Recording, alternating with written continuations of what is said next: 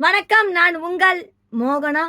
28 வேழக்கிழமை தினத்தந்தி நட்சத்திர பேட்டி. அவங்க பேர் பாருங்க, பிரியா லயா. சேலத்தை பூர்வீகமாக கொண்டவர் நடிகை பிரியா லயா. குட் நைட் படத்தில் சிறிய கதாபாத்திரத்தில் நடித்தவர்.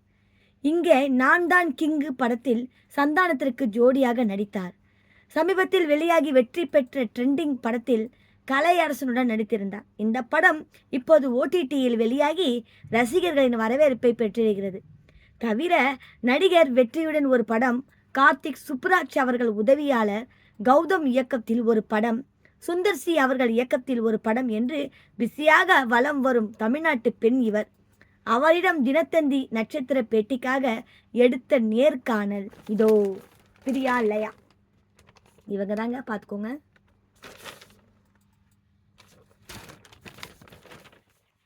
அவங்க கேட்குறாங்க கேள்வி, உங்களை பற்றி சொல்லுங்கள்.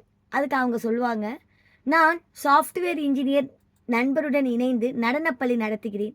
சினிமாவிற்குள் வரும் முன் ஒரு நிறுவனத்தில் பணியாற்றினேன். அப்புறம் அவங்க கேட்குறாங்க, அது என்ன பிரியாலையா? பிரியா என்ற பெயரில் நிறைய கலைஞர்கள் உள்ளனர். எனக்கு ஒரு வித்தியாசமாக பெயர் தேவை. அதான் லயம் என்பது இசையை ஒன்றி வருவதால் என்னுடைய பெயரை சினிமாவிற்காக பிரியா லயா என்று வைத்துக்கொண்டே. அப்புறம் கேட்குறாங்க, சினிமா ஆர்வம் எப்படி வந்தது? ஆரம்பத்தில் சினிமாவை எதிர்நோக்கி என் பயணம் இல்லை. எனக்கு எல்லாமே நடனம் தான். அதே நேரம் நான் வேலை பார்க்கும் போதே சில குறும்படங்கள் நடித்துள்ளேன். அதற்காக நடிப்பு பயிற்சி மேற்கொண்டேன். இன்ஸ்டாகிராமில் நடனமாடி நிறைய ரீல்ஸ் போடுவேன். அதை பார்த்துவிட்டு தான் சினிமாவில் நடிக்க வாய்ப்பு வந்தது. அப்புறம் பாருங்க, முதல் முறை பெரிய திரையில் நடிக்கும் போது எப்படி இருந்தது? உண்மையை சொன்னால் வெற்றிமாறனின் உதவியாளர் மணிமாறன் அவர்கள் இயக்கத்தில் நடித்த பெத்தவள் தான் என்னுடைய முதல் படம். அது ஒரு விருதுகளை திரைப்படம் விருது விழாக்களில் பங்கேற்பதற்காக அந்த படம் காத்து கொண்டிருக்கிறது. அந்த படத்தில் நடிக்கும் போது எனக்கு கொஞ்சம் பதற்றம் இருந்தது, இப்போது இல்லை. அப்புறம் பாருங்க, நீங்கள் நடித்த படங்களில் உங்களுக்கு சவாலாக இருந்தது எது? இங்கே நான் தான் கிங்கு ஒரு நகைச்சுவை படம். அதில் நிறைய காமெடி நடிகர்கள் இருந்தனர். வசனமில்லாத காட்சிகளில் முகத்தை காட்சிக்கு ஏற்ற வகையில் வைத்திருக்க வேண்டும். சிரித்து விட்டால் மீண்டும் டேக் போக வேண்டியிருக்கும். நேரம் விரயம் ஏற்படும் என்பதால் மிகவும் சிரமப்பட்டேன். அதுவும் சவாலாகவும் சிறந்த அனுபவமாக இருந்தது. அப்புறம் பாருங்க, நடிப்பில் நீங்கள் செய்ய நினைப்பது என்ன? நல்ல கதையம்சம் உள்ள வலுவான கதாபாத்திரங்களை தேர்ந்தெடுத்து நடிக்க வேண்டும். மேலும் சிறப்பான கலைஞர்கள் இணைந்து நடிக்கவும் ஆவலாக இருக்கிறேன்.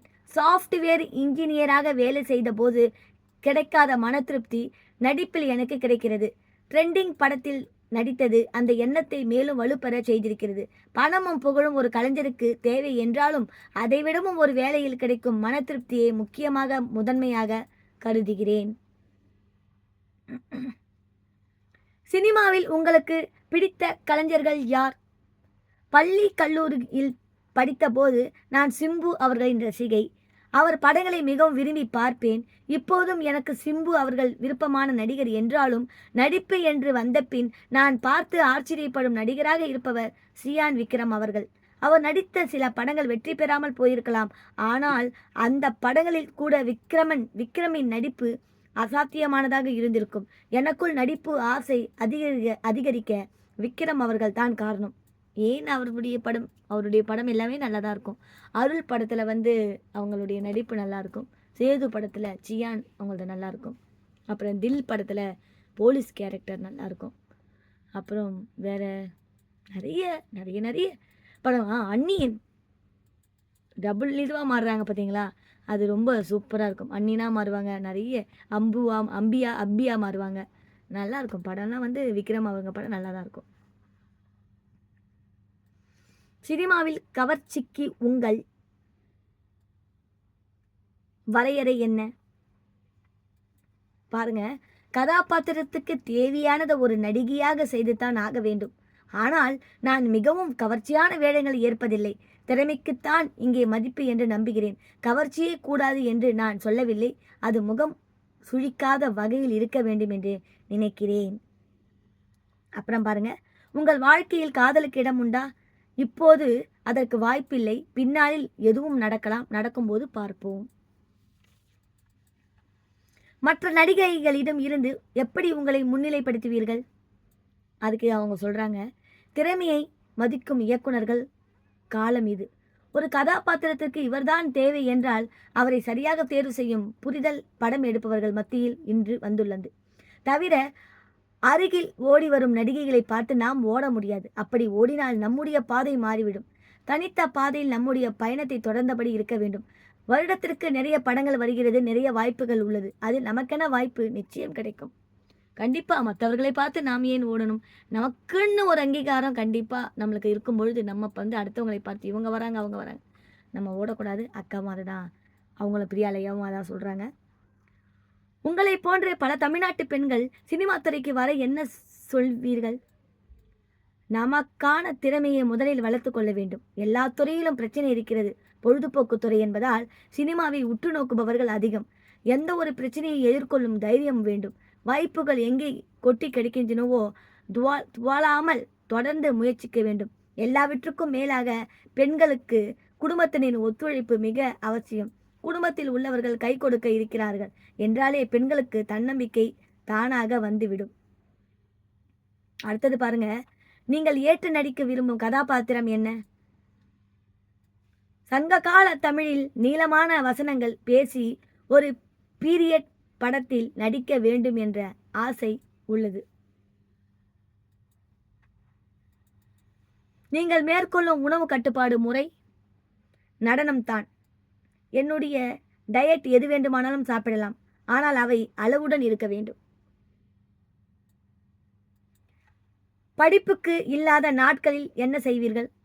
படிப்பிற்கு இல்லை, படப்பிடிப்புக்கு இல்லாத நாட்களில் என்ன செய்வீர்கள்? எனக்கு ஊர் சுற்றுவதில் விருப்பம் குறைவு. படப்பிடிப்பு இல்லாத நாட்களில் என்னுடைய சொந்த ஊரில் இருப்பேன். அப்பாவுடன் நேரம் செலவழிக்க விரும்புவேன். நான் ஒரு அப்பா செல்லம். அவங்களுடைய பயோடேட்டா போட்டிருக்காங்க. பெயர் பிரியாலயா, செல்ல பெயர் மைலி, பிறந்த தேதி நவம்பர் 9, பிறந்த இடம் சேலம், உயரம் 5 அடி 7 அங்குலம், எடை 60 கிலோ, பிடித்த நடிகர் விக்ரம் அவர்களும் சிம்பு அவர்களும், பிடித்த நடிகை சிம்ரன் அவர்கள், பிடித்த உணவு வீட்டு சாப்பாடு, பிடித்த உடை தளர்வான டிஷர்ட் பேண்ட்டு, பிடித்த நிறம் மர்பில் வெள்ளை, லக்கி நம்பர் அதில் தன்னம்பிக்கை, அதாவது நம்பிக்கை இல்லை. ரசிகர்களுக்கு சொல்ல விரும்புவது நன்றி சொல்ல வார்த்தைகள் இல்லை. லக்கி நம்பர் அதில்னு போட்டிருக்கு. அதில் ஏதோ ஒன்று போல இருக்கு. 10ல் ஏதோ ஒன்று ஒரு நம்பர் இருக்கும்ன்றாங்க.